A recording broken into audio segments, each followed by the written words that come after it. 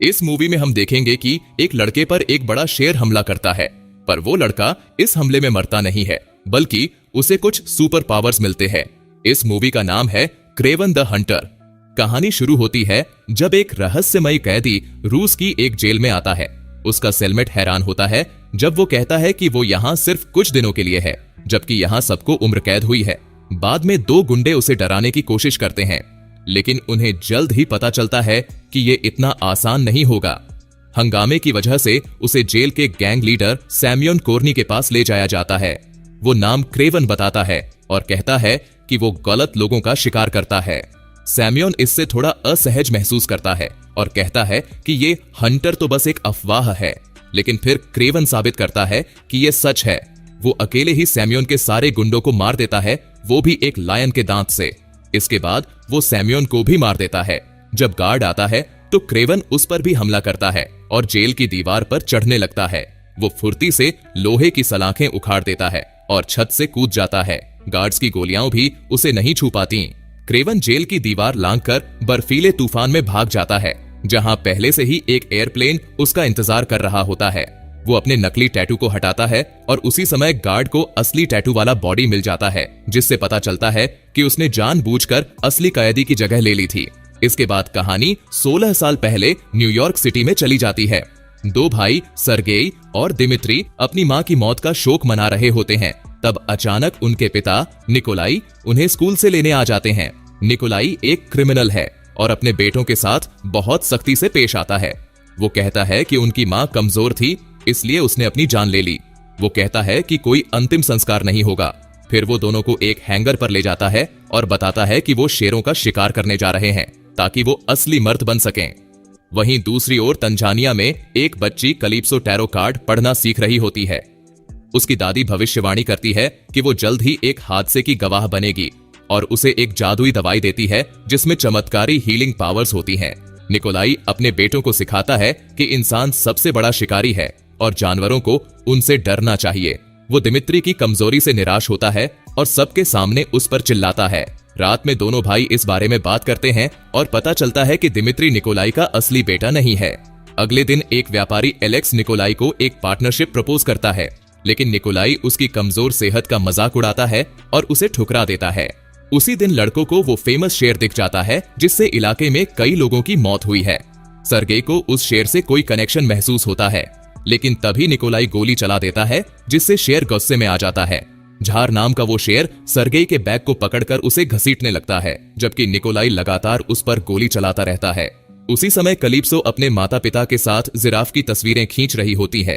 तब वो अचानक किसी आवाज से आकर्षित होकर वहां पहुंच जाती है जहां शेर सर्गेई को छोड़कर जा रहा होता है। सर्गेई बुरी तरह घायल होता है और शायद गोलियों से भी जख्मी हो जाता है। शेर का एक खून का कतरा उसके घाव पर गिरता है और तभी कलिप्सो उसे अपनी जादुई दवाई पिला देती है। सर्गेई बेहोश रहता है, लेकिन उसके अंदर कुछ सुपरनैचुरल हो रहा होता है। उसकी आंखों के सामने वाइल्ड लाइफ का इमेज घूमने लगती है और एक फीमेल वॉइस मंत्र पढ़ने लगती है जो नेचर की शक्तियों को बुला रही होती है। कलिप्सो उसके पास अपना एक टैरो कार्ड छोड़ देती है और फिर बचाव दल आकर सर्गेई को अस्पताल ले जाता है। डॉक्टर उसे मृत घोषित कर देते हैं, लेकिन कुछ ही देर बाद वो अपनी आंखें खोल लेता है। निकोलाई अपने बेटों को इंग्लैंड के अपने विशाल घर में ले जाता है। वहां सर्गेई को अपनी मां का एक लेटर मिलता है जिसमें वो अपने किए की माफी मांगती है और उससे रिक्वेस्ट करती है कि वो कभी अपने पिता जैसा ना बने। उसी दिन निकोलाई घोषणा करता है कि दिमित्री अकेले न्यूयॉर्क स्कूल वापस जाएगा, जबकि सर्गेई को उसके साथ रहकर क्राइम की दुनिया में कदम रखना होगा। फिर निकोलाई शेर के कटे हुए सिर को दिखाता है जिसे उसने दीवार पर टांग दिया था। ये देखकर सर्गेई को गुस्सा आ जाता है और वो अपने कमरे में जाकर खुद को बंद कर लेता है। आधी रात को वो वहां से भागने की कोशिश करता है, लेकिन गलती से दूसरी मंजिल से गिर जाता है। लेकिन उसके नए रिफ्लेक्सेस उसे सेफली जमीन पर उतरने में मदद करते हैं।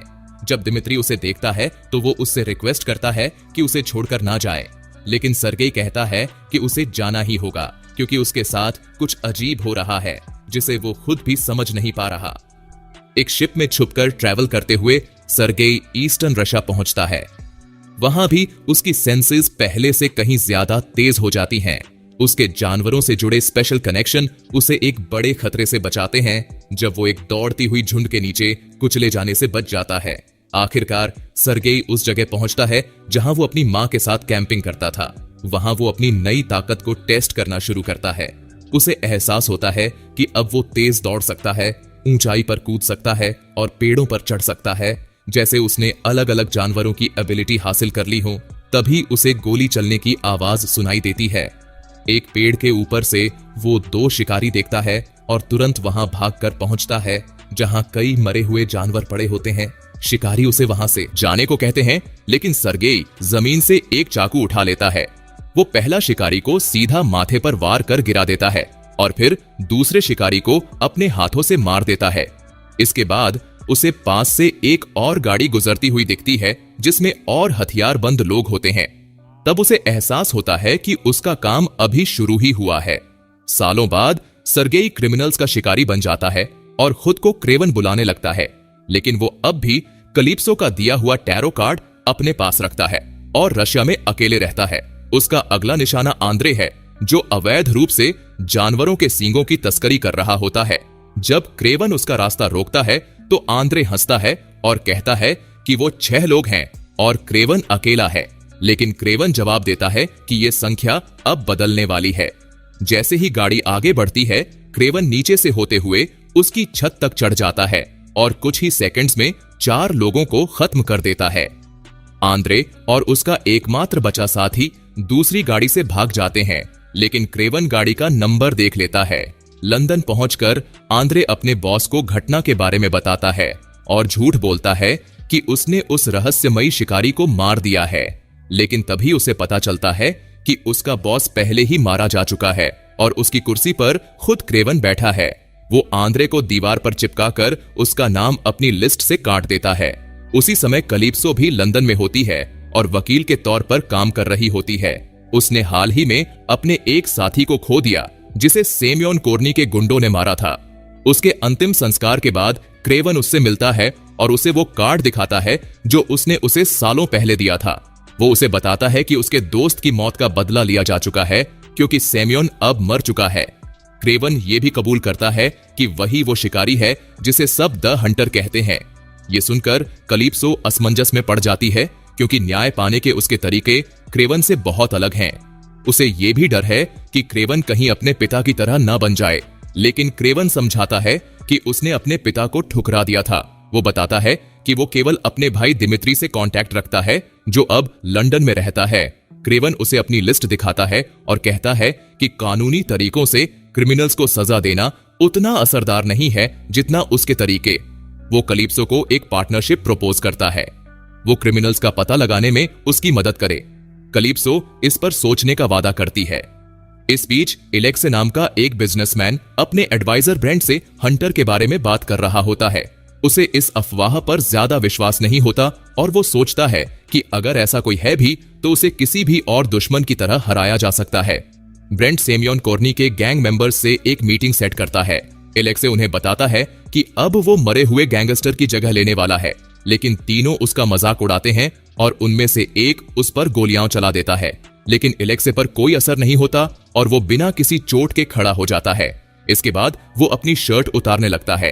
तभी सभी को समझ आता है कि उसे राइनो क्यों बुलाया जाता है। एक खास केमिकल की वजह से वो खुद को एक जानवर में बदल सकता है, लेकिन जब वो देखता है कि गैंगस्टर्स पहले ही डर चुके हैं तो वो अपनी शक्ति को पूरी तरह इस्तेमाल नहीं करता। उनमें से एक आदमी अब भी अपनी गन निकालने की कोशिश करता है, लेकिन तभी उसे एक स्नाइपर गोली मार देता है।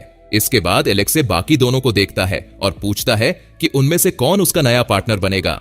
उनमें से एक तुरंत दूसरे को गोली मार देता है, जिससे एलेक्से का फैसला आसान हो जाता है। एलेक्से का पहला काम एक घात लगाकर निकोलाई पर हमला करना होता है। ये हमला दिमित्री के रेस्टोरेंट में होता है, जहां दिमित्री अपने टैलेंट से मशहूर सिंगर्स की नकल कर रहा होता है। लेकिन निकोलाई जाल को भांप लेता है और किसी को शील्ड बनाकर गोलियों से बच जाता है। दूसरी तरफ दिमित्री छिप जाता है। ब्रेंट एलेक्से को बताता है कि हमला असफल रहा और वो अब भी अपनी विरोधी माफिया से छुटकारा नहीं पा सके हैं। लेकिन एक अच्छी खबर भी है। एक गुमनाम व्यक्ति ने ब्रेंट को एक फाइल दी है, जिससे पता चलता है कि हंटर असल में सर्गेई है। एलेक्से इसके बाद द आउटसाइडर नाम के एक आदमी से कांटेक्ट करता है जो सालों से हंटर की तलाश कर रहा था। वो रशिया के जेल में जाकर उसकी छानबीन करता है। वो भी कुछ खास शक्तियों वाला इंसान होता है। जब एक गार्ड उसे रोकता है तो वो उसे हिप्नोटाइज करके उसकी बंदूक ले लेता है और उसे मार देता है। दिमित्री के बर्थडे पर क्रेवन को अपने पिता के साथ डिनर में बैठना पड़ता है। पार्टी के बाद दिमित्री अपने भाई से कहता है कि उसने उसे उस रात छोड़कर जाने के लिए उसे माफ कर दिया है।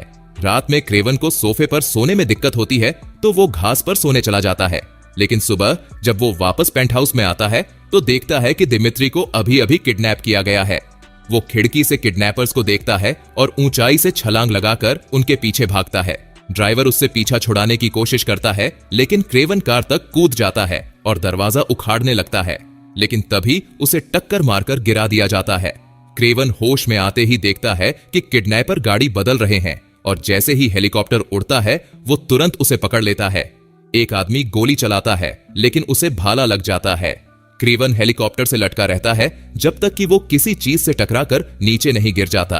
भीगा हुआ वो सीधा कैलिप्सो के ऑफिस जाता है, जहां सिक्योरिटी गार्ड्स और सेक्रेटरी उसे देखकर डर जाते हैं। वो कैलिप्सो को सब बताता है और किडनैपर्स का पता लगाने के लिए मदद मांगता है। उसे सिर्फ इतना पता है कि उनमें से एक टर्किश है और उसके चेहरे पर एक गहरा निशान है। कैलिप्सो अपने कॉन्टैक्ट्स को यह जानकारी देती है।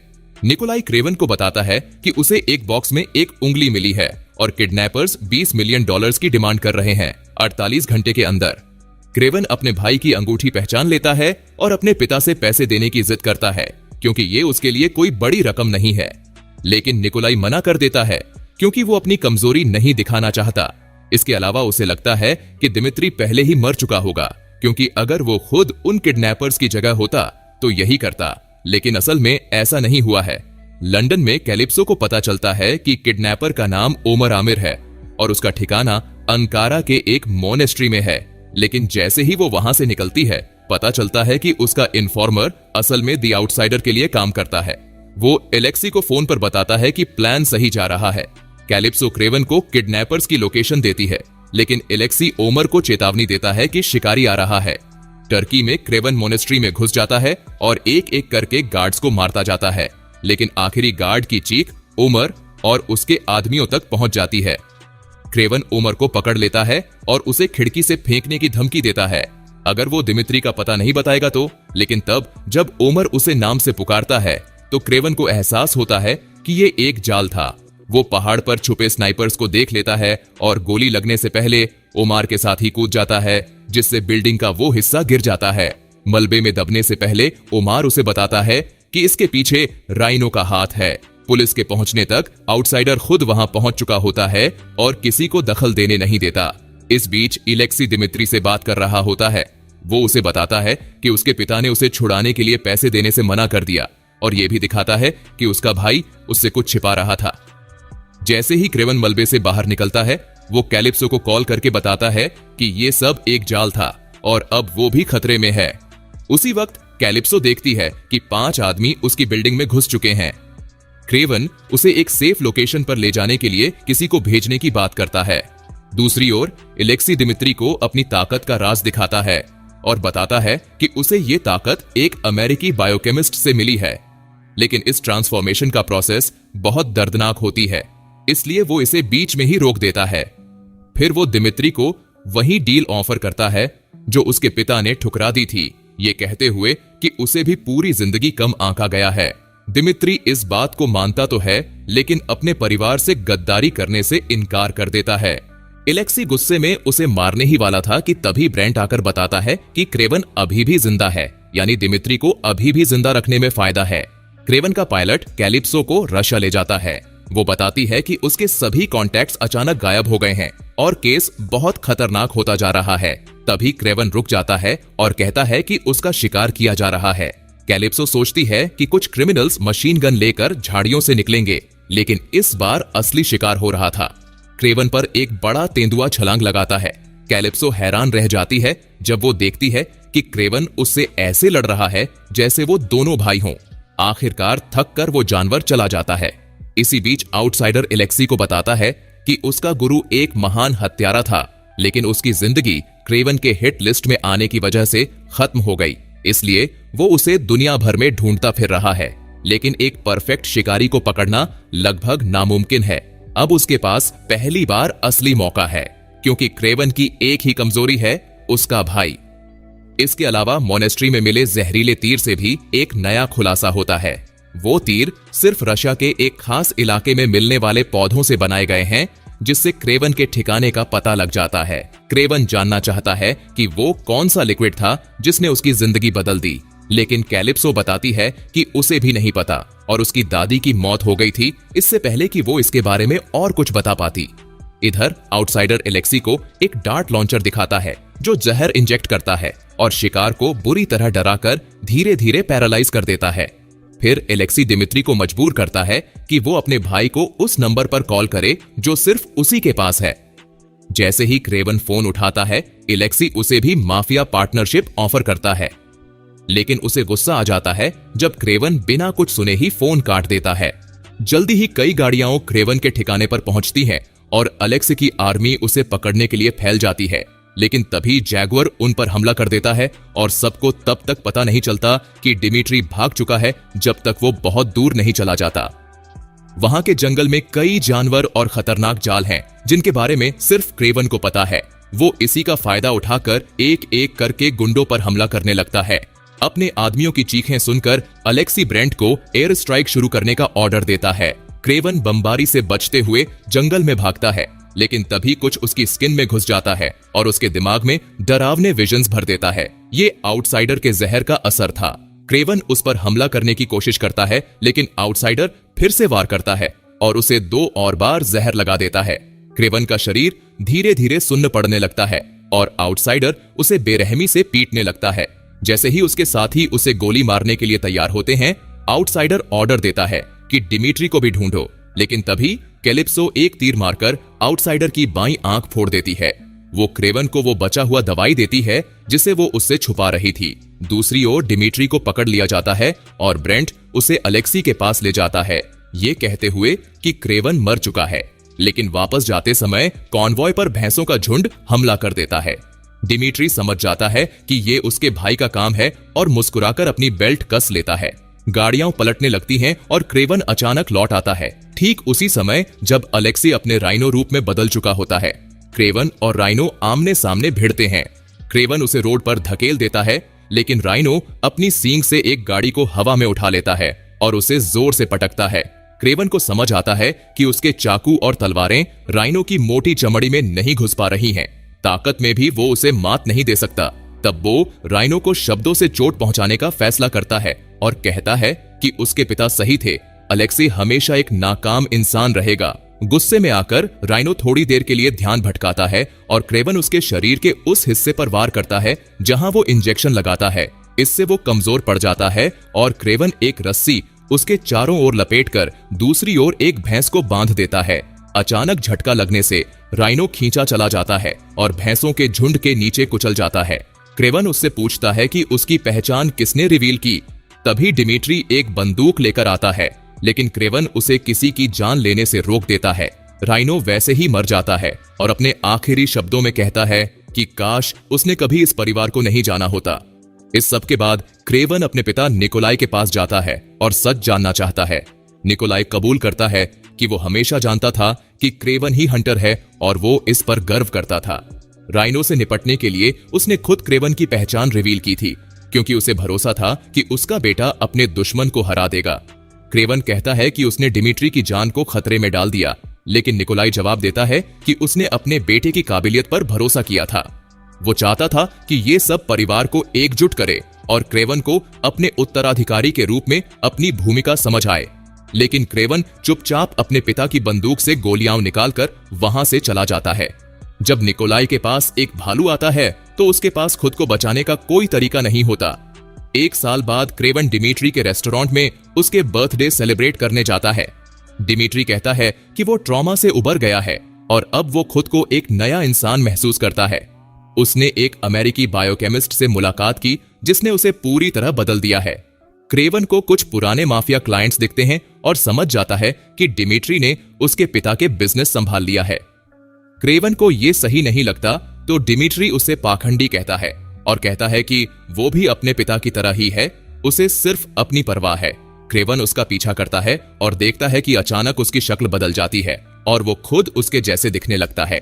दिमित्री अब किसी की भी आवाज नकल कर सकता है और अब उसे किसी और का रूप लेने से कोई नहीं रोक सकता। अलेक्सी और निकोलाई के हट जाने के बाद उसके पास क्राइम की दुनिया का राजा बनने के लिए सब कुछ है। आखिरकार वो अपने भाइयों में सबसे ताकतवर बन चुका है।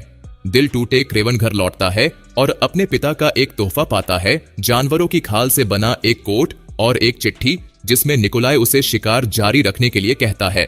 और इसी के साथ ये मूवी यही खत्म हो जाती है। अगर आपको हमारा एक्सप्लेनेशन पसंद आया हो तो वीडियो को एक लाइक जरूर करें।